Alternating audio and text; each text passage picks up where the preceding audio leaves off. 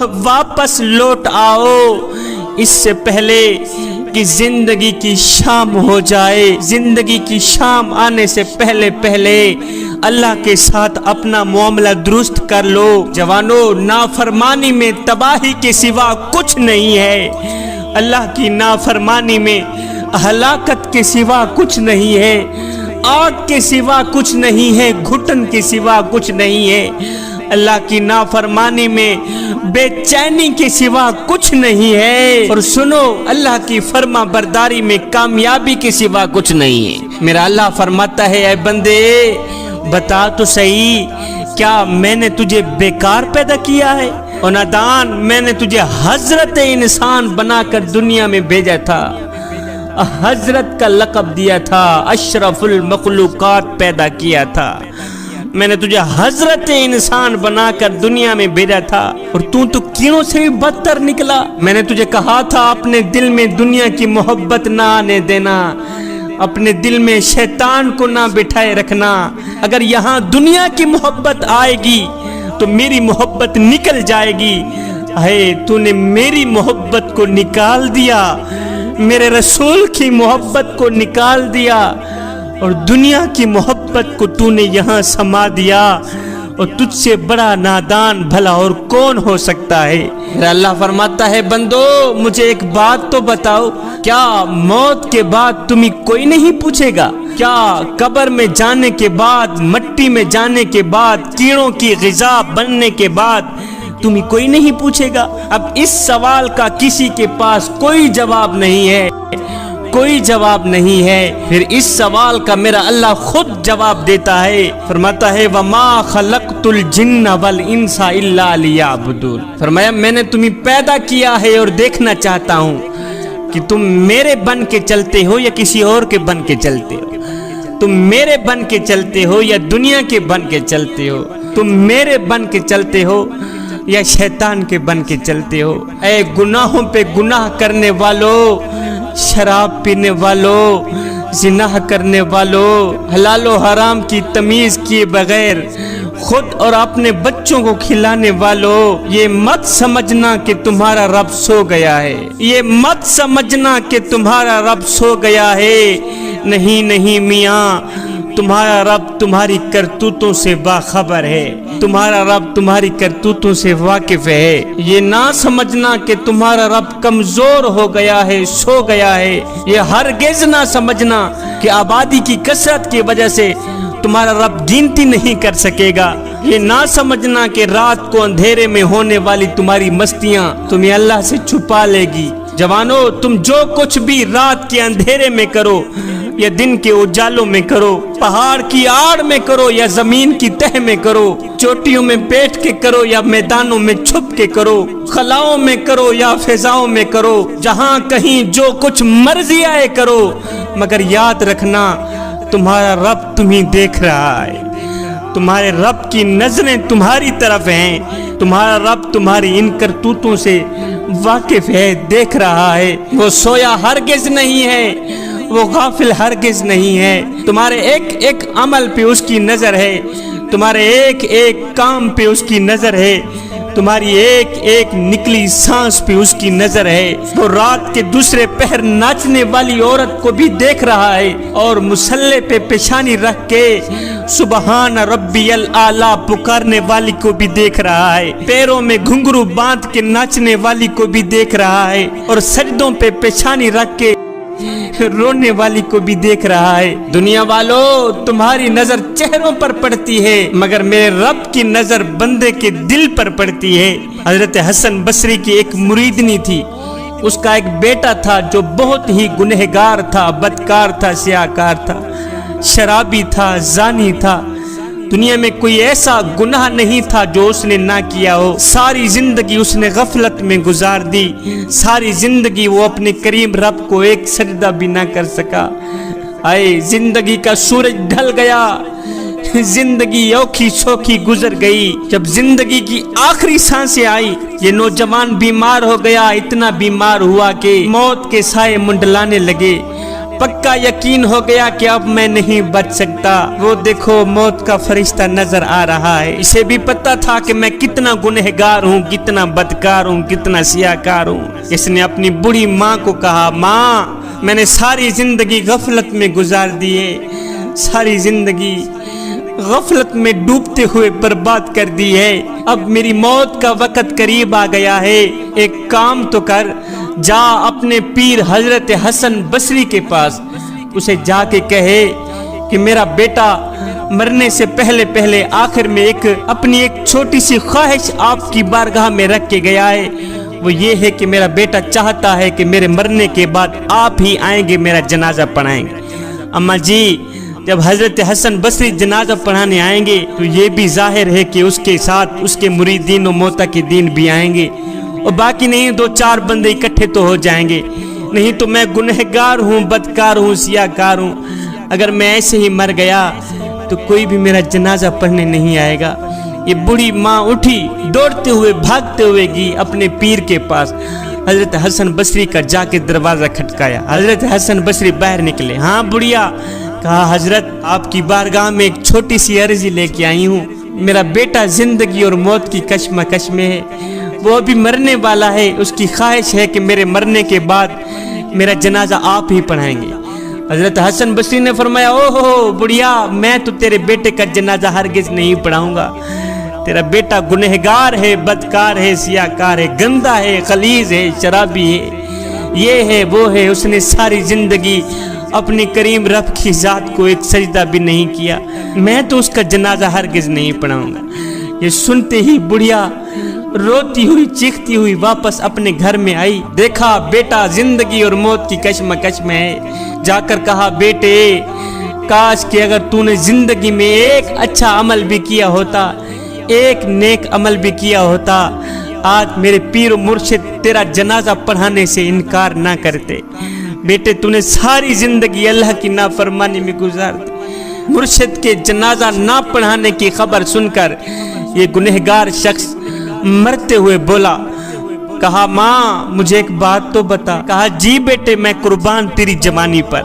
कहा, माँ मिसाल के तौर पर मेरे मरने के बाद अगर अल्लाह ताला तुझे एक पल के लिए मोहलत दे भी दे कि ऐ गुनहगार की माँ, अगर तू चाहे अपने बेटे को जन्नत में भेज दे और अगर तू चाहे अपने बेटे को जहन्नम में डाल दे तो तू क्या पसंद करेगी। माँ रो कर कहने लगी, बेटे अगर अल्लाह मुझे एक पल के लिए भी मोहलत दे दे, मैं तो फौरन ही जन्नत के दरवाजे खोलकर तुझे जन्नत में डाल दूंगी, फौरन ही तुझे जन्नत में भेज दूंगी। ये सुनकर बेटा रोते हुए बोला, माँ तू एक माँ जितना प्यार करती है, तू एक माँ जितनी मोहब्बत करती है, मुझे जहन्नम में डालना गवारा नहीं करती। और जो खुदा, जो रब मुझसे 70 माँओं से भी ज्यादा मोहब्बत करने वाला है, वो मुझे जहन्नम में कैसे डाल सकता है। ये कहते ही उस शख्स की रूह परवाज कर गई। उधर से हजरत हसन बसरी सोए हुए थे। ख्वाब में किसी कहने वाले ने कहा, ओ हसन बसरी तू यहाँ सोया हुआ है, और जा मेरा यार फोत हो गया है, जाके उसको गुस्ल दे, उसको कफन दे, उसका जनाजा पढ़ा। अर्ज की, वो कौन सा यार? किसी कहने वाले ने कहा, तेरी मुरीदनी का बेटा, वो जो गुनहगार था, बदकार था, सियाकार था। ओहो वो तो शराबी था, वो तो जानी था, आपका यार कैसे बन गया? कहा, यार इसी वजह से बना है, वो जन्नत का हकदार इस वजह से बन गया है कि मरते वक्त उसकी जुबान से एक जुमला निकला है कि मेरा रब मुझसे 70 माँओं से भी ज्यादा मोहब्बत करने वाला है। अल्लाह अकबर, 70 माँओं से भी ज्यादा मोहब्बत करने वाला। वो गुनहगार शख्स मेरे करम का सहारा लेते मरा है, वो गुनहगार शख्स मेरी रहमत का सहारा लेते मरा है। और जो गुनहगार भी, जो शख्स भी मेरी रहमत का सहारा लेता है, मेरे करम पे नजर रखता है, मेरी रहमत पे नजर रखता है, तो फिर मैं अपनी रहमत के सदके उसे बख्श ना दूं, ये मेरी रहमत गवारा ही नहीं करती। है खासियत इलाही में आकर खौफ की वजह से आंखों में से एक आंसू निकला था, अभी एक आंसू जमीन पर नहीं गया था, अल्लाह ने उसकी बख्शिश पहले फरमा दी। انسان 9 ماہ 9 مہینے ماں کے پیٹ میں رہتا ہے، اور جب یہ پیدا ہوتا ہے تو اسے کچھ بھی معلوم نہیں ہوتا۔ انسان تو 9 مہینے ماں کے پیٹ میں رہتا ہے، جبکہ مرغی کا بچہ کم دنوں ماں کے پیٹ میں رہتا ہے، تھوڑے دن انڈے میں رہتا ہے۔ مرغی کا بچہ کم دنوں میں پیدا ہوتے ہی انڈے سے باہر نکلتے ہی دانا چگنے لگ جاتا ہے، دانا چگنے لگ جاتا ہے۔ اسے پتا ہوتا ہے کہ میں نے کیا کھانا ہے کیا نہیں کھانا، کیا پینا ہے کیا نہیں پینا۔ دانا چگنے کا طریقہ یہ نہ ماں سے پوچھتا ہے نہ ہی باپ سے پوچھتا ہے، نہ ماں سکھاتی ہے نہ ہی باپ سکھاتا ہے، اور نہ ہی اسے پوچھنے کی ضرورت ہوتی ہے کہ کون سی چیز میرے فائدے مند ہے اور کون سی چیز میرے لیے نقصان ہے۔ مجھے بتاؤ تو صحیح، یہ میرے کریم رب کی قدرت کا کرشمہ نہیں ہے تو اور کیا ہے؟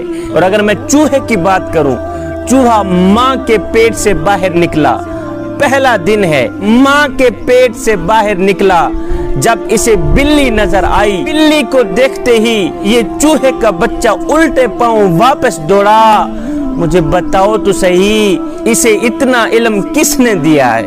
اس کو کس نے بتایا ہے کہ بلی تیری دشمن ہے؟ الٹے پاؤں دوڑ جا، اپنی جان بچا لے، یہ تجھے مار ڈالے گی۔ مجھے بتاؤ تو صحیح، یہ علم اس کو کس نے دیا ہے؟ اللہ اکبر! ماں نے تو اسے سکھایا ہی نہیں، ماں کو تو وقت ہی نہیں ملا سکھانے کا، جبکہ ہمارے بچے آگ میں ہاتھ ڈال دیتے ہیں، گرم دودھ میں ہاتھ ڈال دیتے ہیں۔ 6 فٹ کے بستر پر ہم بچے کو سلاتے ہیں، ہمارا بچہ کبھی ادھر گرتا ہے کبھی ادھر گرتا ہے، کبھی دائیں گرتا ہے کبھی بائیں گرتا ہے، جبکہ بلی کے بچے کو اگر دیوار پہ بٹھا دو 5 گھنٹے بھی بیٹھا رہے گا، گرے گا نہیں۔ حضرت انسان لا علم پیدا ہوتا ہے، جاہل پیدا ہوتا ہے، کمزور پیدا ہوتا ہے، مگر طاقتور ہوتے ہی خود کو خدا سمجھنے لگ جاتا ہے۔ ہاں کمزور پیدا ہوتا ہے، مگر 4 دن کی مہلت پا کر حضرت انسان اپنی اوقات بھول جاتا ہے، اور جب انسان اپنی اوقات بھول جاتا ہے پھر اسے اتنا پتہ بھی نہیں رہتا کہ مٹی کا کھلونا جیتے جی تو بہت شور مچاتا ہے، لیکن جب مرتا ہے تو مر ہی جاتا ہے۔ اے حضرت انسان، تیرے غرور کی اوقات تو بس اتنی سی ہے، تیرے تکبر کی اوقات تو بس اتنی سی ہے، تیرے فخر کی اوقات تو بس اتنی سی ہے کہ جب تو دنیا میں آیا تھا، پیدا ہوا تھا، تو لوگوں نے ہی تیرے ننگے وجود کو ڈھانپا تھا، اور جب تو دنیا سے گیا تھا، مرا تھا، تو لوگوں نے ہی تیرے ننگے وجود کو ڈھانپ کر تجھے رخصت کیا تھا۔ تو غرور کس بات کا کرتا ہے؟ حضرت انسان لا علم پیدا ہوتا ہے، جاہل پیدا ہوتا ہے، جبکہ باقی ساری مخلوق علم لے کے آتی ہے، وہ ماں کے پیٹ سے ہی سیکھ کر آتی ہے۔ مجھے بتاؤ تو صحیح، یہ میرے کریم رب کی قدرت کا کرشمہ نہیں ہے تو اور کیا ہے؟ میرا اللہ فرماتا ہے، اے میرے بندے، اگر میں سمندر کے سارے پانی کو میٹھا کر دیتا تو میٹھا پانی بدبودار ہو جاتا ہے، اور بدبودار چیز میں گندگی پیدا ہو جاتی ہے، اور جب یہ گندگی پھیلتی ہے تو یہ بدبودار چیز پورے جہان کو بدبودار بنا دیتی ہے، پورے جہان کو گندا بنا دیتی ہے۔ مجھے بتاؤ، تھوڑا سا پانی بدبودار ہوتا ہے تو ساتھ میں گزرنا دشوار ہو جاتا ہے، مشکل بن جاتا ہے، اور اگر ساتوں سمندر کا پانی بدبودار ہو جاتا پھر میرے خیال میں تو یہی عذاب ہمارے لیے کافی ہو جاتا۔ لیکن سنو، میرے اللہ نے تمہارے لیے پانی کو کڑوا کر دیا، پانی میں نمک ڈال دیا ہے تاکہ تمہیں کسی قسم کی تکلیف نہ پہنچے۔ جس طرح میرے اللہ نے پانی کو پاک و شفاف بنایا، اسی طرح میرے اللہ نے ہمارے دل کو بھی پاک و شفاف بنایا تھا، ہمارے دل کو بھی پاک بنایا تھا، صاف بنایا تھا۔ آج پانی تو صاف و شفاف رہ گیا، لیکن ہمارے دل گندے ہو گئے، ہمارے دل ناپاک ہو گئے، ہمارے دلوں میں گندگی بیٹھ گئی، ہمارے دل میلے ہو گئے، کچیلے ہو گئے۔ اب ان گناہوں کی گندگی میں ڈوبے دلوں کو صاف کرنے کے لیے میرے کریم آقا نے ایک طریقہ بھی بتایا ہے۔ صحابہ نے عرض کی، یا رسول اللہ، جب برتن میلے ہوتے ہیں تو ہم برتنوں کو تو صاف کر لیتے ہیں، اور جب دل میلے ہو جاتے ہیں اپنے میلے کچیلے دلوں کو صاف کیسے کریں؟ تو میرے کریم آقا نے فرمایا صحابہ اگر دلوں پہ میل چڑھ جائے تو تلاوت قرآن کر لیا کرو، اگر دل گندے ہو جائیں تو سماعت قرآن کر لیا کرو، اگر دلوں پہ زنگ چڑھ جائے تو قرات قرآن کر لیا کرو۔ فرمایا صحابہ تم کہتے ہو برتنوں تک ہاتھ پہنچ جاتا ہے، دلوں تک ہاتھ نہیں جاتا، دل کیسے صاف کریں؟ فرمایا میری امت قرآن کی طاقت کو سمجھ جاؤ، قرآن کی قوت کو سمجھ جاؤ۔ فرمایا جس جگہ مومن کا ہاتھ نہ پہنچے وہاں میں محمد کا قرآن پہنچ جاتا ہے۔ اللہ اکبر۔ دلوں کو پاک کرنے کے لیے، دلوں کو صاف و شفاف کرنے کے لیے راتوں کی تاریکیوں میں اٹھ اٹھ کے قرآن پڑھا کرو۔ اگر تم چاہتے ہو تمہارے دل ایک بار پھر پاک ہو جائیں، شفاف ہو جائیں، صاف ہو جائیں، تو پھر راتوں کی تاریکیوں میں اٹھ اٹھ کے قرآن پڑھا کرو اور قرآن پڑھتے وقت رویا کرو۔ اگر ہو سکے تو آنکھوں میں سے آنسو بھی بہا لیا کرو، اگر رونا نہ بھی آئے تو رونے کی کوشش کر لیا کرو۔ حضرت داتا علی حجویری سے پوچھا گیا حضرت اگر رونے کی کوشش کریں پھر بھی رونا نہ آئے تو کیا کریں؟ آپ نے فرمایا پھر اپنے مقدر پہ رویا کریں۔ اتنے سنگ دل ہو گئے ہو کہ آنکھیں آنسو بہانا بھی چھوڑ گئیں۔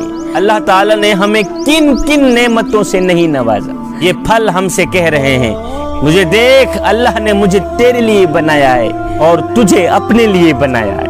ارے بدبخت تو مجھے کھا کر اپنا سر سجدے میں تو رکھ دے، 2 وقت کا چارہ کھا کر 1 ٹائم کا پانی پی کر گائے دودھ دینے کو تیار ہو جاتی ہے، مگر دن رات اس کریم رب کا رزق کھا کر اس کی نافرمانی کرتے ہوئے تجھے شرم نہیں آتی؟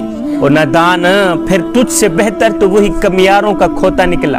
اگر مالک کھوتے کو چارہ نہ ڈالے تو کھوتا پورا دن باہر سے چر کر آتا ہے، شام کو نوکری مالک کی کرتا ہے۔ اور نادان کتنا بے وقوف ہے تو، کتنا نادان ہے تو کہ تو کھاتا بھی مالک کا ہے، نافرمانی بھی مالک کی کرتا ہے۔ جب تو اس کی نافرمانی کرتا ہے، ناشکری کرتا ہے، تو پھر اس کا دیا رزق تو کیوں کھاتا ہے؟ جب تو اس کا شکر ادا نہیں کر سکتا، جب تو اسے ایک سجدہ بھی نہیں کر سکتا، تو پھر اس کا دیا رزق تو کیوں کھاتا ہے؟ ایک بزرگ کی آنکھوں کا آپریشن ہوا نا، تو ڈاکٹر نے اسے کچھ دنوں کے لیے سجدہ کرنے سے روکا، نماز پڑھنے سے روکا۔ اب اس بزرگ نے کیا کیا؟ کھانا پینا ہی بند کر دیا۔ گھر والوں نے پوچھا بابا جی ڈاکٹر نے تو آپ کو سجدہ کرنے سے روکا تھا، کھانا کھانے سے تو نہیں روکا تھا، اور کھانا کھانے سے تو نہیں روکا تھا۔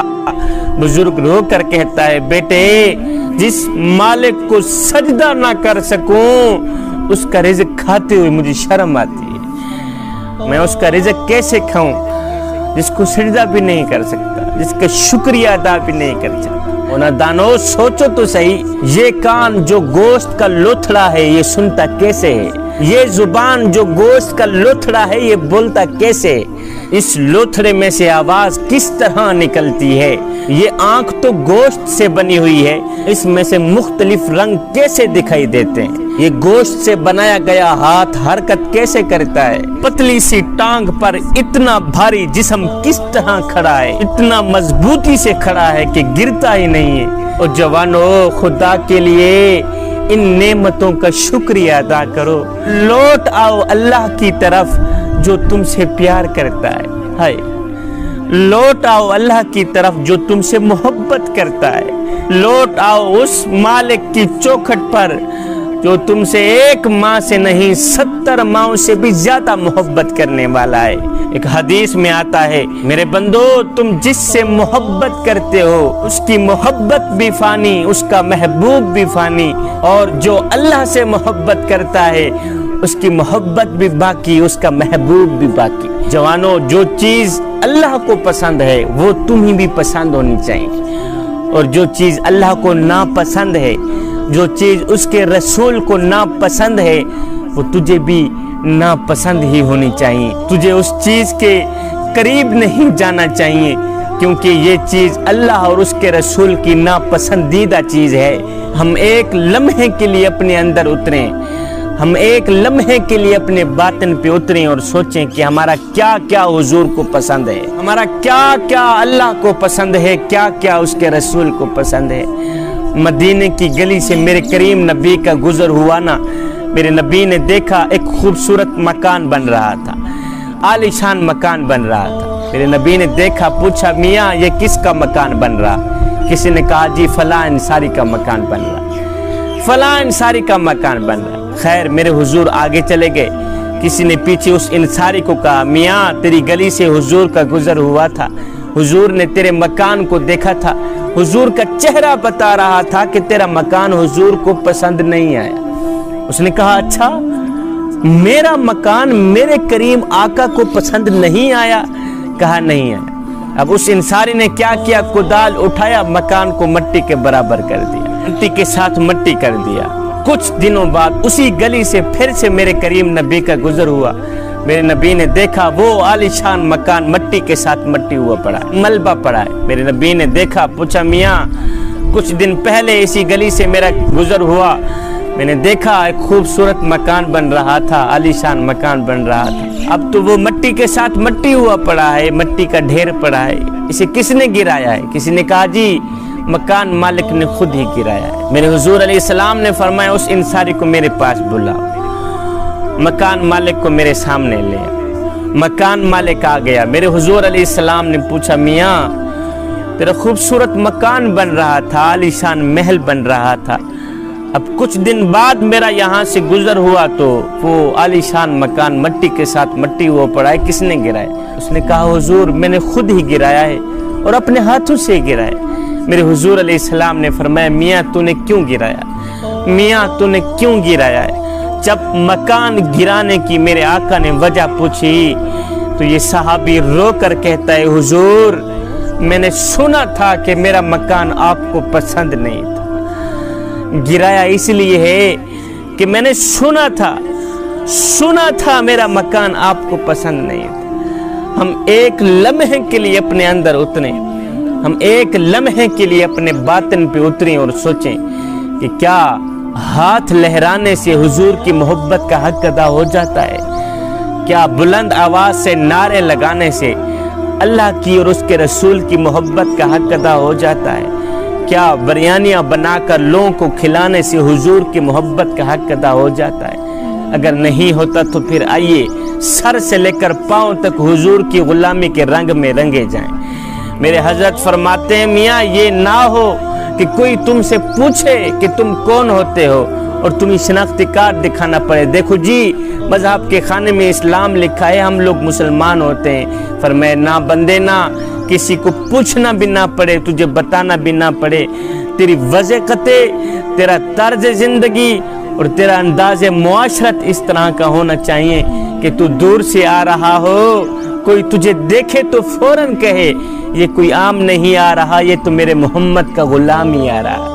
اگر برتن میں بو آ جائے تو ہم اٹھا کے پھینک دیتے ہیں، اگر اپنے دل کی بدبو اللہ ہمیں سنگھا دیتا کہ اس دل میں تو گندگی ہی گندگی ہے، اس دل میں تو غلاظت ہی غلاظت ہے، اس دل میں تو دھوکہ ہے، فراڈ ہے، جھوٹ ہے، حسد ہے، کینہ ہے، اگر اللہ ہمیں اس دل کی بدبو سنگھا دیتا تو ہم دل اٹھا کر باہر پھینک دیتے، یہ کہتے کہ ہمارا دل کتنا گندا ہو چکا ہے، ہمارا دل کتنا غلیظ ہو چکا ہے کہ اتنی بدبو آ رہی ہے، اس میں تو غیر ہی غیر ہیں، اس دل میں وہ تو نہیں ہے جس کو ہم نے دل میں بسانا تھا، اور اس دل میں وہ محبوب تو ہے ہی نہیں جس محبوب کو ہم نے اپنے اس دل میں بسانا تھا۔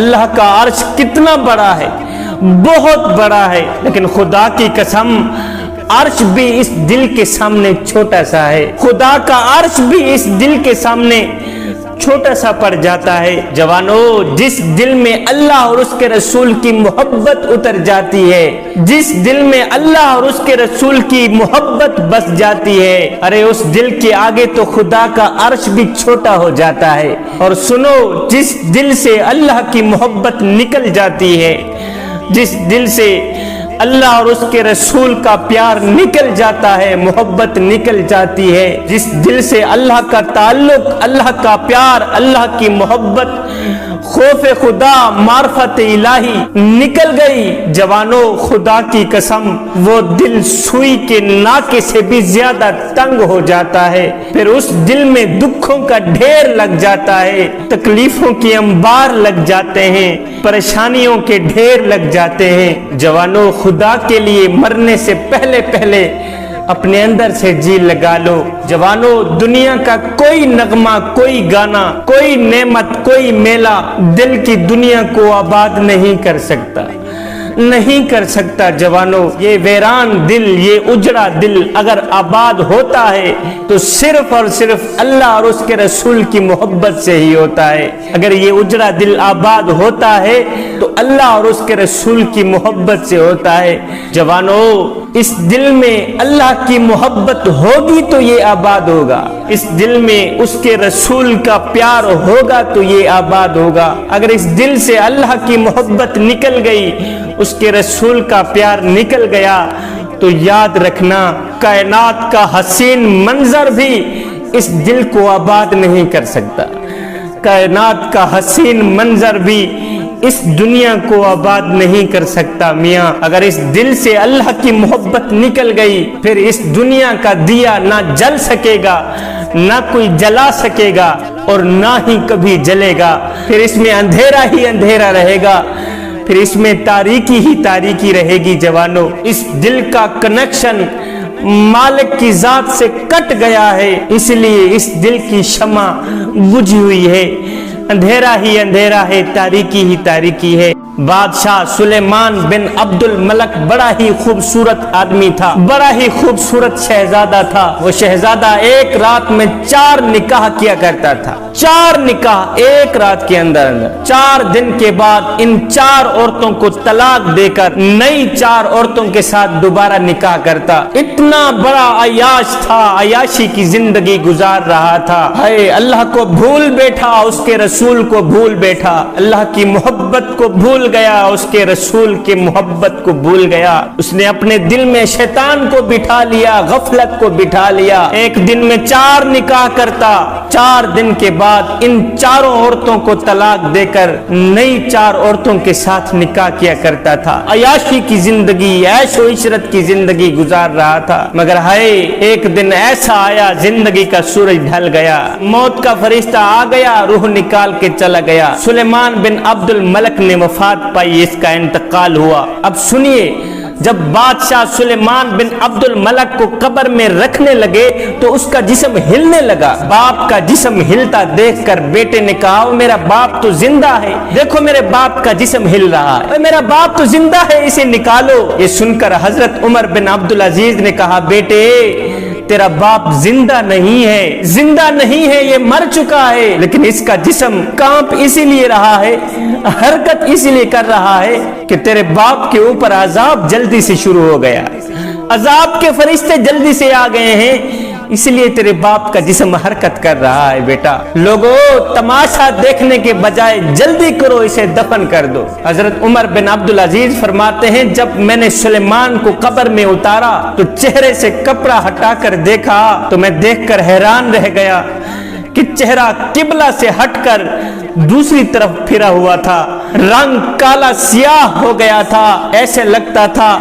جیسے ابھی سے جہنم کی کھڑکیاں کھول دی گئی ہیں۔ قبر میں گرمی ہی گرمی تھی، تپش ہی تپش تھی۔ سلیمان بن عبد الملک مر گیا، اس کا نام و نشان مٹ گیا، اس کا تشخص مٹ گیا۔ اسی تخت پر بیٹھ کر حضرت عمر بن عبدالعزیز نے وہ کام کیا جو اللہ کو بھی پسند تھا، اس کے رسول کو بھی پسند تھا۔ آئے جس تخت پہ بیٹھ کے سلیمان نے جہنم کمائی تھی، اسی تخت پہ بیٹھ کے حضرت عمر بن عبدالعزیز نے جنت کمائی ہے۔ میرے بھائیوں جوانوں اللہ کے ساتھ اپنا جی لگا لو، اللہ کی محبت کے بغیر، اس کے رسول کی محبت کے بغیر کچھ بھی نہیں ہے۔ جوانوں دنیا دھوکے کا گھر ہے، دنیا فنائی کا گھر ہے، یہ لذتوں کو توڑنے والی زندگی ہے۔ جوانوں دنیا مصیبتوں کا گھر ہے، پریشانیوں کا گھر ہے، دکھوں کا گھر ہے، وحشتوں کا گھر ہے۔ یہاں ہر وقت موت کا پیغام جاری رہتا ہے، موت کا پیغام ہر وقت جاری رہتا ہے۔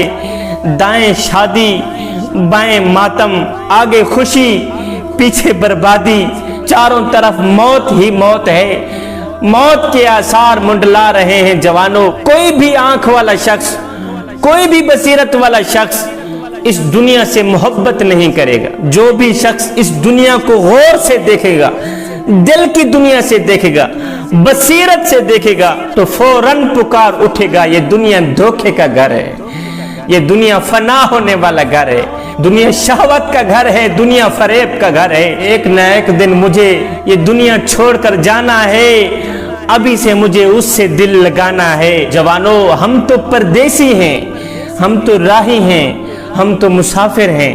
اس دنیا میں جو اللہ کی بات مان گیا، جو اس کے رسول کی بات مان گیا، وہ جنتی ہے، اور جو شیطان کی بات مان گیا وہ پکا جہنمی ہے۔ میرا اللہ فرماتا ہے، اے میرے بندے، تو لوگوں کے لیے کیسا بنتا ہے اور میرے لیے بھی تو بن کر آیا کرنا۔ جوانوں، اللہ کے لیے بننے کا مطلب یہ ہے کہ اپنے اس پاک دل میں اللہ کی محبت لے لے، اپنے اس دل میں اللہ کی محبت کو بٹھا لو، اس کے رسول کی محبت کو بٹھا لو۔ جوانوں، اللہ کی محبت کے بغیر، اس کے رسول کی محبت کے بغیر دنیا کا کوئی بھی انسان نہ دنیا میں کامیاب ہو سکا ہے، نہ ہی آخرت میں کامیاب ہو سکا ہے۔ اللہ کو راضی کرنا، اللہ کے حکم پر چلنا اور اس کے نبی کے طریقے کو اپنانا، بس یہی ہماری زندگی کا مقصد ہے۔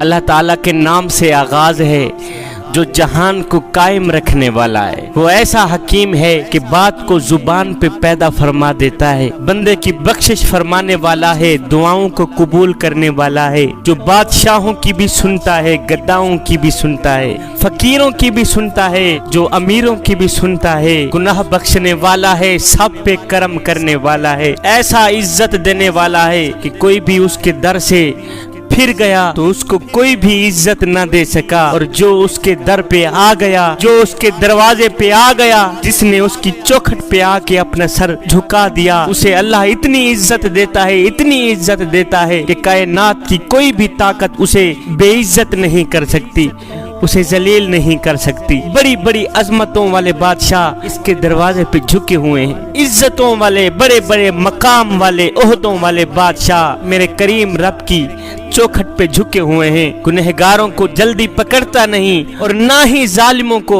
اپنی بارگاہ سے بھگاتا ہے۔ اس کی چوکھٹ پہ اگر کوئی گنہگار آئے تو ٹھیک ہے، اگر کوئی بدکار آئے تو آئے، کوئی ظالم آئے تو آئے، وہ کسی کو دھتکارتا نہیں، کسی کو بھگاتا نہیں، کسی کو دھکے دے کر اپنے گھر سے باہر نہیں نکالتا۔ اگر بندے کے گناہوں کی وجہ سے، اگر اپنے بندے کی نافرمانی کی وجہ سے وہ غضبناک ہوتا ہے، تو جب بندہ اللہ کی نافرمانی چھوڑ دیتا ہے تو اللہ بھی اس کی کہانی کو لپیٹ دیتا ہے۔ اگر کوئی شخص اپنے باپ کو تنگ کرے تو باپ ناراض ہو جائے، اگر کوئی شخص اپنی ماں کو تنگ کرے تو ماں ناراض ہو جائے، کسی رشتہ دار کو ستائے تو وہ بیگانوں کا سا سلوک کرے، نوکر اگر کام چور ہو جائے تو مالک اس سے ناراض ہو جائے، دوست اگر دوستی میں کمی کرے تو سب دوست اسے چھوڑ دیتے ہیں، اس سے دور ہو جاتے ہیں، لشکری اگر ملک کی خدمت چھوڑ دے تو بادشاہ اس سے بیزار ہو جاتا ہے۔ لیکن جوانوں، کبھی بھی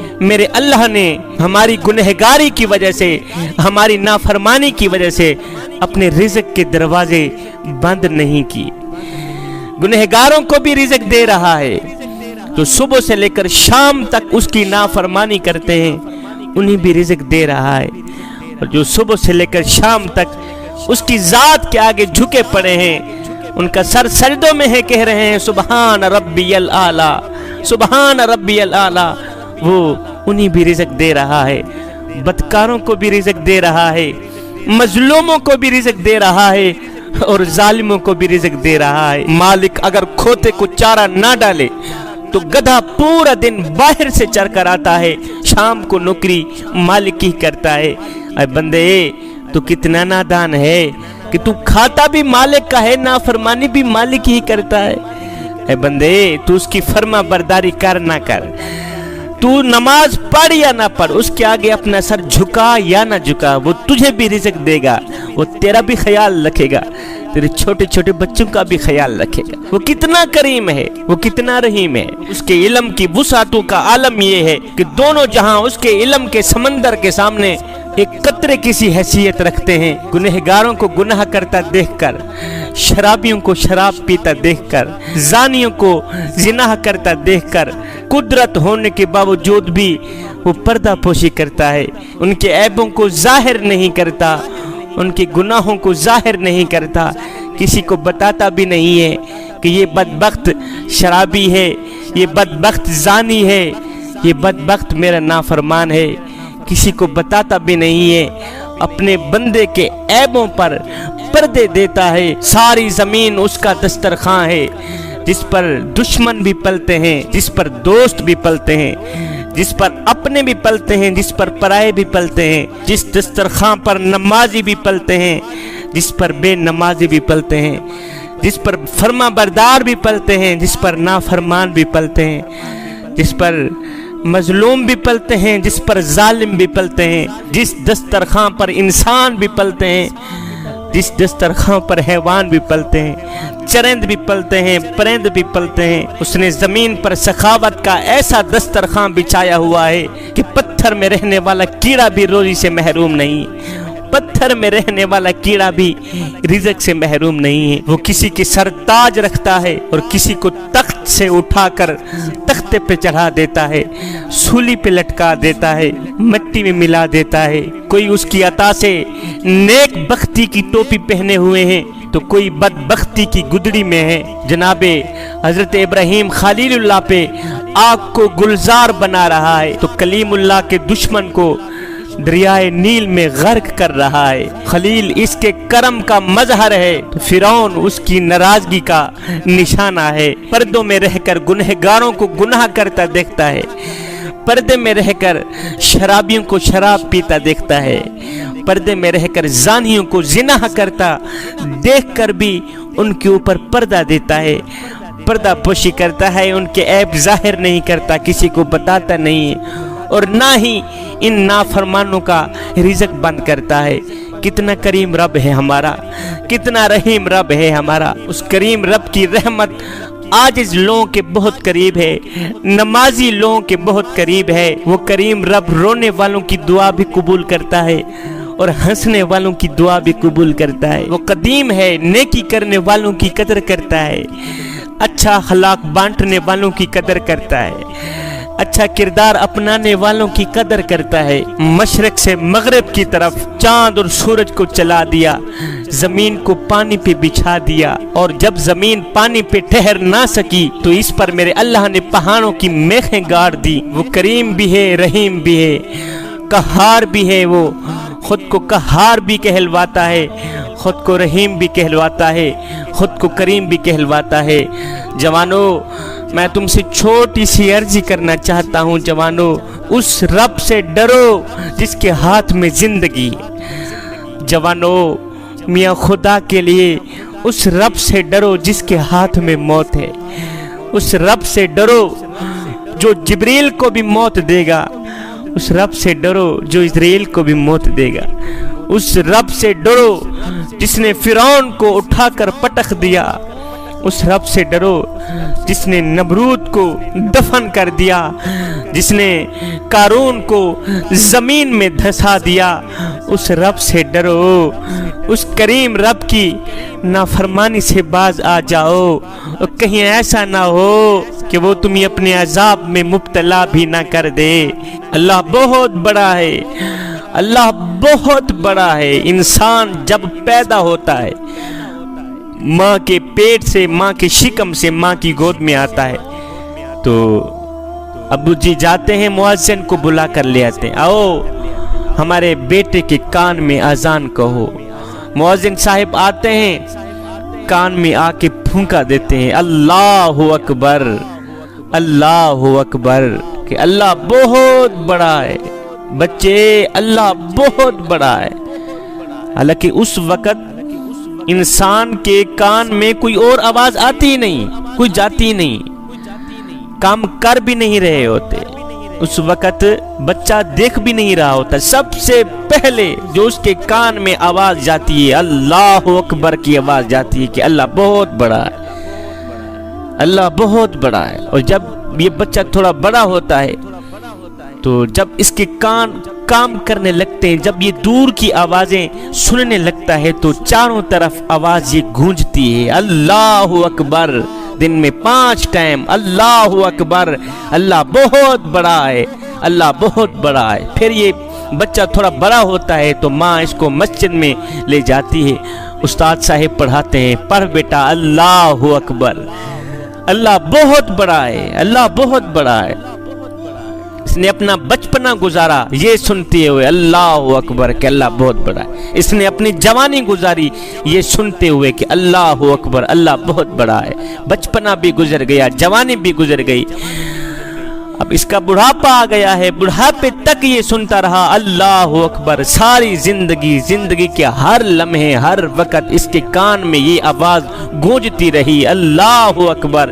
یہ شرق کی طرف گیا تو اللہ اکبر کی آوازیں تھی، یہ غرب کی طرف گیا تو اللہ اکبر کی آوازیں تھی، یہ شمال کی طرف گیا، جنوب کی طرف گیا، پاکستان میں رہا، ہندوستان میں گیا، دبئی میں گیا، سعودیہ میں گیا، ہر جگہ یہ آواز گونجتی رہی اس کے کانوں میں اللہ اکبر، اللہ بہت بڑا ہے، اللہ بہت بڑا ہے۔ لیکن ہائے، آج زندگی کا سورج ڈھل گیا، موت کا فرشتہ آ گیا روح نکالنے کے لیے۔ اب موت کا فرشتہ روح نکال رہا ہے، روح آدھی اندر ہے آدھی باہر ہے۔ اللہ اکبر، رشتہ دار عزیز اقربا ساتھ میں بیٹھے ہیں، وہ بھی اونچی آواز سے کہہ رہے ہیں اللہ اکبر، اللہ اکبر۔ اے مردے تو بھی پکار، اللہ بہت بڑا ہے، اللہ بہت بڑا ہے۔ جب اس مرنے والے کی روح نکل جاتی ہے تو لوگ اس کی میت کو غسل دیتے ہیں، اٹھاتے ہیں جنازہ پڑھانے کے لیے۔ جب امام صاحب کے سامنے میت پڑی ہوتی ہے تو امام صاحب کہتے ہیں نیت کرتا ہوں نماز جنازہ کی، نماز جنازہ پڑھتا ہوں واسطے اللہ تبارک و تعالی کی۔ 4 تکبیر نماز جنازہ فرض کفایہ، ثنا واسطے اللہ تبارک و تعالی کی، درود واسطے حضرت محمد مصطفیٰ صلی اللہ علیہ وسلم کی، اور دعا خاص کر حاضر اس میت کے منہ قبلہ شریف کی طرف اللہ اکبر، اللہ اکبر۔ میرا اللہ فرماتا ہے بندے تو نے دیکھ لیا ہے، تو پیدا ہوا تھا تو تو نے سنا تھا میں ہی بنا ہوں، اور جب تو مرا تھا تو نے سنا تھا میں ہی بنا ہوں۔ آج دیکھ لے دنیا میں بھی میں ہی بہت بڑا ہوں، آخرت میں ہی میں ہی بہت بڑا۔ اس اللہ کو راضی کر لو، اس اللہ کو اپنا لو، اس اللہ سے محبت کر لو، عشق کر لو، پیار کر لو خدا کے لیے۔ حضرت سیدنا علی المرتضی شیر خدا کرم اللہ وجہ الکریم نے فرمایا، جب میرا دل کرتا ہے کہ میں اللہ سے بات کروں، اپنے کریم رب سے بات کروں تو میں نماز پڑھنے لگ جاتا ہوں، اور میں جب میرا دل کرتا ہے میرا اللہ مجھ سے بات کرے، میرا اللہ مجھ سے کلام کرے تو میں قرآن اٹھاتا ہوں پڑھنے لگ جاتا ہوں۔ سیدنا علی المرتضی شیر خدا نے فرمایا، اے میرے کریم رب، میں تیری عبادت تیری جنت کے لالچ کے لیے نہیں کرتا، اور نہ ہی تیری عبادت جہنم کے خوف سے کرتا ہوں، اور میرے کریم رب میں تو تیری بندگی تیری عبادت صرف اس لیے کرتا ہوں کہ تو لائق ہی عبادت کے ہے۔ اتنا کریم رب جو ہو تو لائق ہی بندگی کے ہے، میں تو صرف اس لیے تیری بندگی کرتا۔ ایسے عشق میں اللہ کو سجدہ کریں، ایسے پیار میں ایسی محبت میں اس کو سجدہ کریں کہ وہ خود جواب دے، میرے بندے جب تو قیام میں ہوتا ہے، جب تو رکوع میں ہوتا ہے، جب تو سجدے میں ہوتا ہے، میں تجھے دیکھ رہا ہوتا ہوں۔ میرے اللہ نے فرمایا موسیٰ کیا کر رہا ہے؟ مولا موسیٰ تو تیری تسبیح ہی بیان کر رہا ہے۔ میرے اللہ نے فرمایا موسیٰ ایک کام تو کر۔ جی میرے مالک۔ کہا جا فلاں غار کے اندر میرا ایک بندہ بیٹھا ہے، اس نے 350 سال میری عبادت کی ہے، 350 سال اس نے میری بندگی کی ہے، جا کے اس کو میرا ایک پیغام تو دے۔ یا باری تعالیٰ کون سا پیغام؟ میرے مالک نے کہا، میرے اللہ نے فرمایا موسیٰ جا کے اس میرے بندے کو کہہ دو کہ اے میرے بندے جو تو نے 350 سال میری عبادت کی ہے نا، 350 سال جو تو نے قیام کیے، رکوع کیے، سجدے کیے، میں رب نے قبول نہیں کی۔ تیری 350 سال کی عبادت میں رب نے قبول نہیں کی۔ موسیٰ جا کے میرے بندے کو کہہ۔ اللہ کے نبی اٹھے، گئے اس غار کے پاس، جہاں میرے مالک نے فرمایا تھا اس غار کے ہاں اندر میرا بندہ بیٹھا ہوا ہے۔ گئے دروازہ کھٹکایا، وہ بندہ باہر نکلا۔ موسیٰ آپ؟ اللہ کے نبی نے فرمایا میاں میں تیرا ایک پیغام لے کے آیا ہوں، میرا اللہ فرما رہا ہے کہ جو تو نے 350 سال میری عبادت کی ہے نا، 350 سال میری بندگی کی ہے، میں رب نے وہ قبول نہیں کی، میں رب نے وہ قبول۔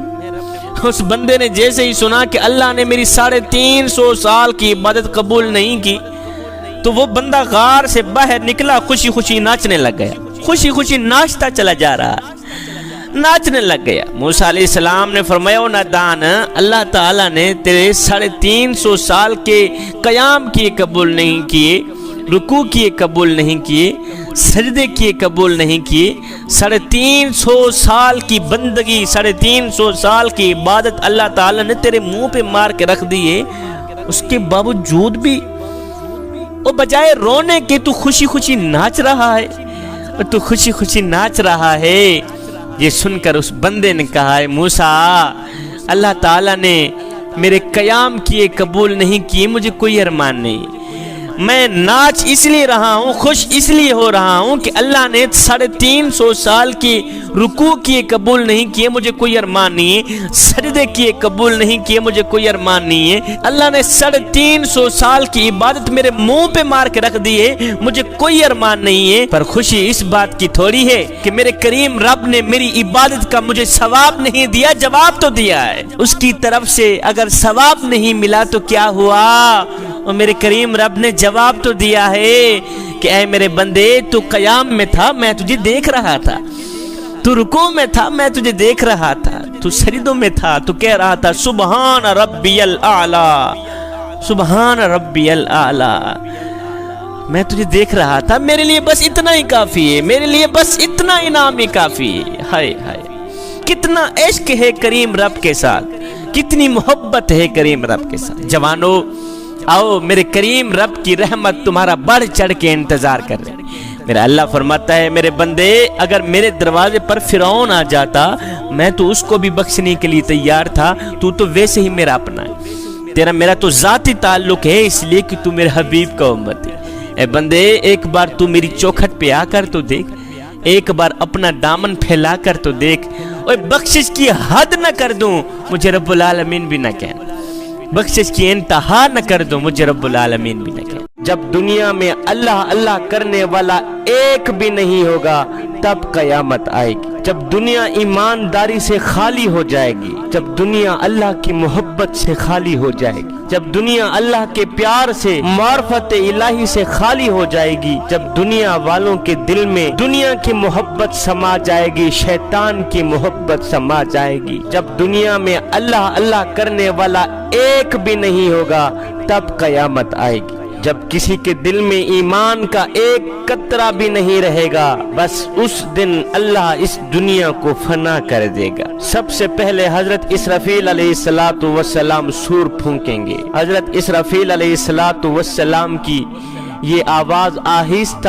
آہستہ بڑھتی چلی جائے گی، یہ آواز اتنی سخت اور خوفناک ہو جائے گی کہ کوئی جاندار بھی زندہ نہیں رہے گا، کہ اس خوفناک اور دردناک آواز کو سنتے ہی کوئی جاندار چیز زندہ نہیں رہے گی، کوئی جاندار اشیاء زندہ نہیں رہے گی، ایک دم زمین ٹوٹ پڑے گی، آسمان پھٹ جائے گا۔ اسرافیل علیہ السلام کی یہ خوفناک آواز سنتے ہی پہاڑ پتوں کی طرح اڑنے لگیں گے۔ جوانو اس دن سوائے اللہ کی ذات کی ہر چیز فنا ہو جائے گی، ہر چیز تباہ و برباد ہو جائے گی، ایک اللہ کا نام باقی رہے گا اور ایک اس کے رسول کا نام باقی رہے گا۔ اس کے بعد اللہ کے حکم پر اسرافیل علیہ السلام پھر دوسرا سور پھونکیں گے، جب دوسرا سور پھونکیں گے تو مردے زندہ ہو کر قبروں سے باہر نکل آئیں گے،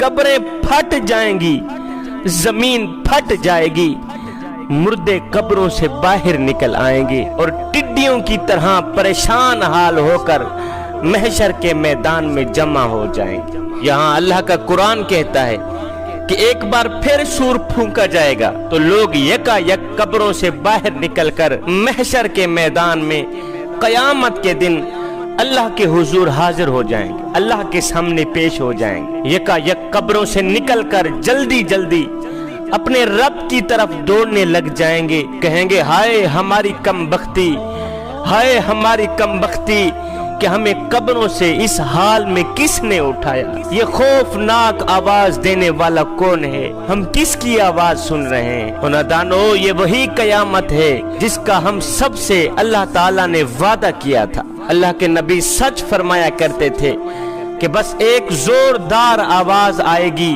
جس سے سب لوگ جمع ہو کر اللہ کے حضور حاضر ہو جائیں گے۔ پھر میرے اللہ نے دوسری جگہ ارشاد فرمایا اذا السماء انفطرت وَإِذَا الْكَوَاكِبُ انْتَثَرَتْ وَإِذَا الْبِحَارُ فُجِّرَتْ وَإِذَا الْقُبُورُ بُعْثِرَتْ عَلِمَتْ نَفْسٌ مَا قَدَّمَتْ وَأَخَّرَتْ، اور جب آسمان پھٹ جائیں گے، جب ستارے بکھر جائیں گے، جب زمین پھٹ جائے گی، جب قبروں کے تمام مردہ لوگ زندہ اٹھائے جائیں گے، آج ہر نفس یہ جان لے گا جو اس نے آگے بھیجا ہے اور جو کچھ پیچھے چھوڑا ہے۔ آج ہر شخص یہ جان لے گا، ہائے پگھلے ہوئے تانبے کی طرح آسمان کے نیچے ہر آدمی کا حساب و کتاب ہوگا۔ کسی نے ذرہ برابر بھی نیکی کی ہوگی تو اس کے سامنے آ جائے گی۔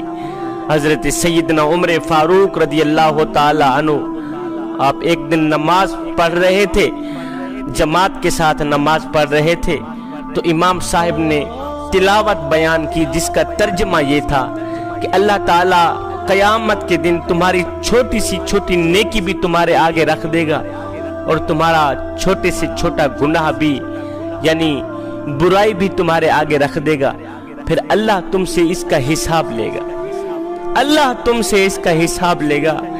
ہے یہ آیت سن کر سیدنا عمر فاروق رضی اللہ تعالی عنہ نماز کے دوران ہی آپ کی چیخ نکل گئی، آپ روتے ہوئے زمین پہ گرے، بے ہوش ہو گئے۔ کافی دیر بعد جب آپ کو ہوش آئی تو سیدنا عمر فاروق رضی اللہ تعالی عنہ نے دونوں ہاتھ اٹھائے، عرض کیو میرے کریم رب، تو قیامت کے دن چھوٹی سی چھوٹی نیکی کا حساب لے گا، تو قیامت کے دن چھوٹی سی چھوٹی برائی کا بھی حساب لے گا۔ ہائے عمر تو ایک پل کا حساب دینے کی طاقت بھی نہیں رکھتا، میرے مالک عمر تو ایک پل کا حساب بھی نہیں دے سکتا، تو قیامت کے دن چھوٹی سی چھوٹی غلطی کا بھی حساب لے گا۔ اللہ اکبر، جوانوں، قیامت کے دن چھوٹی سی چھوٹی نیکی بھی تمہارے آگے رکھ دی جائے گی، تمہاری چھوٹی سی چھوٹی غلطی بھی تمہارے آگے رکھ دی، پھر اللہ تم سے اس کا حساب لے گا۔ اللہ اکبر، وہ دن کتنا ہولناک دن ہوگا، وہ دن کتنا خطرناک دن ہوگا جب اللہ تمہاری چھوٹی سی چھوٹی غلطی کا بھی تم سے حساب لے گا۔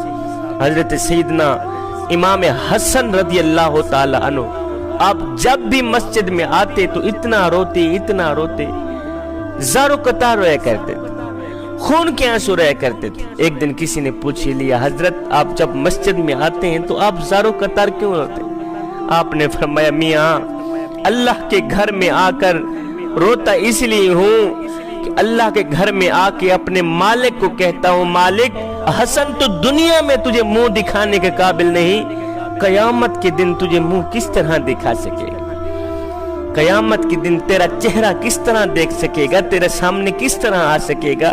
حسن تو دنیا میں تجھے منہ دکھانے کے قابل ہے۔ اتنی خشیت، اتنا خدا کا خوف۔ جوانوں، اس لمحے کو یاد کرو، اس وقت کو یاد کرو جب قیامت کے دن چھوٹی سی چھوٹی نیکی بھی تمہارے سامنے رکھ دی جائے گی اور چھوٹے سے چھوٹا گناہ بھی، چھوٹی سی چھوٹی غلطی بھی تمہارے آگے رکھ دی جائے گی، پھر اللہ تم سے اس کا حساب لے گا۔ قیامت کے دن اللہ پوچھے گا، اے میرے نوجوان بتا تو صحیح، آج تو کون سے جذبات لے کر میرے پاس آیا؟ میرا اللہ فرماتا ہے، اے بندے تم کیا سمجھتے ہو؟ کیا تم بیکار پیدا کیے گئے ہو کہ بس ناچنا ہے، کودنا ہے، دولت اکٹھی کرنی ہے، پیسہ اکٹھا کرنا ہے؟ فرمایا، نہ بندے نہ، قیامت کے دن میں تیری آنکھ سے پوچھوں گا کہ تو کیا دیکھ کے آیا ہے، اے میرے بندے قیامت کے دن میں تیری زبان سے پوچھوں گا کہ تو کیا بول کے آیا ہے، قیامت کے دن میں تیرے کانوں سے پوچھوں گا کہ تو کیا سن کے آیا ہے، قیامت کے دن میں تیرے دل سے پوچھوں گا تو کون سے جذبات لے کر میرے پاس آیا ہے، میاں کس کا پیار لے کر آیا ہے، کس کی محبت لے کر آیا ہے۔ اے بندے قیامت کے دن میں تجھ سے تیری جوانی کے بارے میں پوچھوں گا، اور تیری جوانی کہیں آوارگی میں تو نہیں گزری، جوانی کہاں گزار کے آیا ہے تو، اور تیری جوانی روڈ پہ تو نہیں گزری، ہوٹلوں پہ بیٹھ کے تاش کھیلتے ہوئے تو نہیں گزری۔ صاحب اگر مالک کو درست جواب نہ ملا تو پھر کیا جواب دے گا؟ جوانوں قیامت کے میدان میں، قیامت کے بازار میں دو طرح کے لوگ ہوں گے۔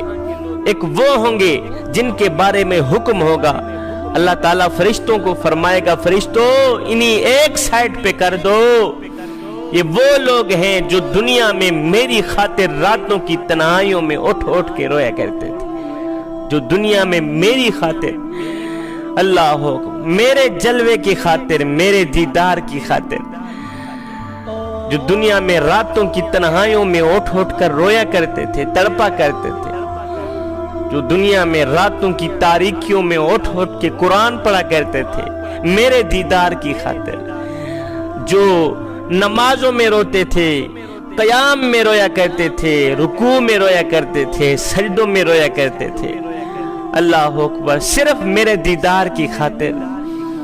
فرشتوں اب وقت آ گیا ہے دیدار کرانے کا، اب ان نیک لوگوں کو، میرے دوستوں کو، میرے یاروں کو ایک سائٹ پہ کر دو، ان میرے محبوبوں کو کہو کہ آج تمہارے دیدار کا وقت آ گیا ہے، اللہ تعالیٰ تمہیں اپنا دیدار کرانا چاہتا ہے، اللہ تعالیٰ تمہیں اپنا مکھڑا دکھانا چاہتا ہے، اپنا جلوہ دکھانا چاہتا ہے۔ پھر قیامت کے بازار میں کچھ ایسے بدبخت لوگ بھی ہوں گے، کچھ ایسے کم بخت لوگ بھی ہوں گے کہ جس کے بارے میں حکم ہوگا فرشتوں ان کم بختوں کو ایک سائڈ پہ کر دو، ان ذلیلوں کو ایک سائڈ پہ کر دو۔ یہ وہ ذلیل لوگ ہیں جو دنیا میں نماز پڑھنا تو جہاں رہ گیا، میرے حضور جھکنا تو جہاں رہ گیا، یہ میرے گھر کو دیکھنا بھی گوارا نہیں کرتے تھے۔ اللہ اکبر، انہوں نے کبھی نماز نہیں پڑھی، کبھی مجھے سجدہ نہیں کیا، کبھی قرآن نہیں پڑھا، پڑھنا تو جہاں رہ گیا، انہوں نے قرآن دیکھنا بھی گوارا نہ کیا، پوری زندگی انہوں نے شیطان کی پیروی کی۔ ان کم بختوں کو ایک سائڈ پہ کر دو، انہیں بتا دو کہ او کم بختو، او ذلیلو، آج تمہارے لیے میرے پاس کوئی دیدار نہیں ہے، کوئی دیدار نہیں ہے، کوئی جلوہ نہیں ہے، دفع ہو جاؤ، جہنم میں چلے جاؤ۔ جوانوں ہم نے کبھی سوچا ہے کہ ہم کہیں ان لوگوں میں سے نہ ہو جائیں جن کو قیامت کے دن دھتکار دیا جائے گا، جن کو قیامت کے دن خدا کے دیدار سے دور کر دیا جائے گا، جن کو قیامت کے دن رسوا کر دیا جائے گا، ذلیل کر دیا جائے گا، کہیں ہم ان لوگوں میں سے نہ ہو جائیں۔ حضرت رابعہ بصری، اللہ کی محبوبہ، اللہ کی ولیہ، اللہ کی نیک بندی، آپ نے ایک دن ایک بالٹی میں پانی ڈالا، ایک بالٹی میں آگ ڈالی، دونوں بالٹیاں اٹھا کے کہیں جا رہی ہیں۔ کسی نے دیکھا، پوچھا رابعہ اللہ کی نیک بندی، اماں جی خیر تو ہے، کہاں جا رہی؟ کہا آج میں جنت کو آگ لگانے جا رہی ہوں اور جہنم کی آگ بجھانے جا رہی ہوں۔ کہا وہ کیسے؟ کہا جنت کو آگ لگا دوں گی اور جہنم کی آگ بجھا دوں گی، دونوں کو ختم کر دوں گی، اس لیے کہ میری قوم کا نوجوان جب عبادت کرے گا نہ تو وہ جہنم کے خوف سے کرے گا، نہ تو وہ جنت کی لالچ کے لیے کرے گا، میری قوم کا نوجوان عبادت صرف اس لیے کرے گا کہ میں نے قیامت کے دن بس اللہ کا دیدار کرنا ہے۔ جوانوں قیامت کے دن جس شخص کی نیکیاں زیادہ ہوں گی اس شخص کو نامہ اعمال اس کے دائیں ہاتھ میں دیا جائے گا، اور جس کی برائیاں زیادہ ہوں گی، جس کی غلطیاں زیادہ ہوں گی، جس کے گناہ زیادہ ہوں گے، اس شخص کا نامہ اعمال اس کے بائیں ہاتھ میں پکڑایا جائے گا۔ بس جن کے دائیں ہاتھ میں نامہ اعمال ہوگا وہ خوش قسمت انسان ہوگے، اور جن کے बाएं हाथ में नामा अमाल दिया जाएगा। वो बदबख्त लोग होंगे, बस जिसका नामा अमाल बाएं हाथ में दिया जाएगा तो वो कम बख्त लोग हाय हाय करते, हाय हाय की पुकार पुकारते जहन्नम में चले जाएंगे। जब हिसाब किताब खत्म हो जाएगा तो दोज़ख वाले दोज़ख में चले जाएंगे जहां वो हमेशा हमेशा रहेंगे, और जन्नत वाले जन्नत में चले जाएंगे जहां वो हमेशा हमेशा रहेंगे, फिर कभी उन्हीं मौत नहीं आएगी। क़यामत के दिन कुछ लोग अल्लाह ताला के सामने अपनी अमीरी और गरीबी का उज़्र पेश करेंगे। जब ये उज़्र पेश करेंगे तो मेरा अल्लाह अपने नेक मुत्तकी परहेजगार और महबूब बंदों को बुलाएगा और ये गुनहगार लोग अपनी इन वजूहात का जवाब देंगे। क़यामत के दिन अल्लाह ताला अमीर लोगों से पूछेगा कि तुमने मेरी बंदगी क्यों ना की, तुमने मेरी इबादत क्यों ना की। मैंने तुम्हें पैसा दिया था, दौलत दी थी, इज्जत दी थी, शोहरत दी थी, इनके बावजूद भी तुमने मुझे फरामोश कर दिया और तुमने मुझे भुला दिया। तुमने मेरी इबादत क्यों ना की, मेरी बंदगी क्यों ना की। अल्लाह ताला का ये सवाल सुनकर अमीर लोग जवाब देंगे कि या बारी ताला, तेरी दौलत ने हमें मसरूफ कर रखा था, दौलत ने हमें मसरूफ कर रखा था, इसलिए हम तेरी इबादत ना कर सके, इसलिए हम तेरी बंदगी ना कर सके। ये सुनकर अल्लाह ताला हजरत सैयदना सुलेमान अलैहिस्सलातु वस्सलाम को बुलाएंगे। इन्हीं कहेंगे कि देखो सुलेमान अलैहिस्सलाम को, इनको मैंने पैसा दिया था, इज्जत दी थी, शोहरत दी थी, दौलत दी थी, इन सब के बावजूद भी सुलेमान अलैहिस्सलातु वस्सलाम ने कभी मेरी नाफरमानी नहीं की, मेरी बंदगी करते रहे, मेरी इबादत करते रहे। इनके पास हुकूमत थी, पैसा था, दौलत थी, इज्जत थी, शोहरत थी, इन सब नेमतों के बावजूद भी, इन सब मसरूफियात के बावजूद भी इन्होंने मेरी बंदगी नहीं छोड़ी, इन्होंने मेरी इबादत नहीं छोड़ी। फिर अल्लाह ताला क़यामत के दिन बीमार लोगों से पूछेगा कि तुमने मेरी इबादत क्यों ना की, तुमने मेरी बंदगी क्यों ना की। तो बीमार लोग कहेंगे या बारी ताला, हम बीमार थे इसलिए आपकी इबादत ना कर सके, हम बीमार थे इस वजह से आपको सजदा न कर सके, आपकी बंदगी न कर सके। बीमार लोगों की ये वजह सुनकर अल्लाह ताला हजरत सैयदना अय्यूब अलैहिस्सलातु वस्सलाम को इनके सामने बुलाएगा। इनके दरमियान बुलाकर मेरा अल्लाह फरमाएगा, लोगों, मेरा अय्यूब तुमसे ज्यादा बीमार था, मेरा अय्यूब तुमसे ज्यादा तकलीफ में था, इतनी बड़ी बीमारी के बावजूद भी मेरे अय्यूब ने मेरी इबादत नहीं छोड़ी, मेरी बंदगी नहीं छोड़ी। फिर मेरा अल्लाह ताला गुलाम से पूछेगा कि तुमने मेरी इबादत क्यों ना की, तुमने मेरी बंदगी क्यों ना की।